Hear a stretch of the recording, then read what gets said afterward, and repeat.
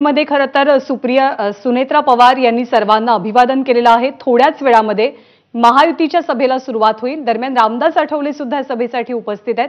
त्यांच्याशी संवाद साधलाय मिकी घईनं। महायुतीची सभा या ठिकाणी होतीये आणि स्वतः रामदास आठवले या ठिकाणी आलेले आहेत।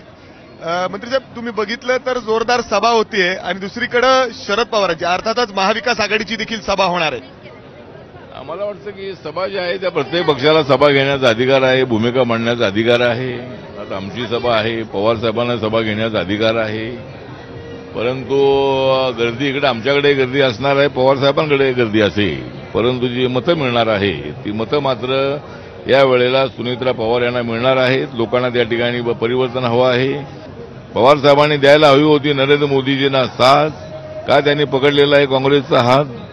त्यामुळे काँग्रेसनी त्यांना पक्षातून काढून टाकलं होतं, त्या काँग्रेस पक्षाला पुन्हा मजबूत करण्याची भूमिका घेणं योग्य नव्हतं। आता जरी आपण बघितलं तर सोपी नाही जागा सुनेत्रा पवारांसाठी देखील।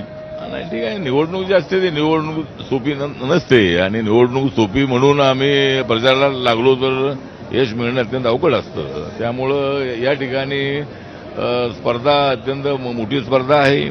आमच्यासोबतही लोक आहेत, अजितदादांसोबतही लोक आहेत, पवार साहेबांच्या सोबतही लोक आहेत। महायुतीच्या मोठ्या विजयाचा विश्वास रामदास आठवलेंनी व्यक्त केलेला। आपण सोलापूरमध्ये जातोय।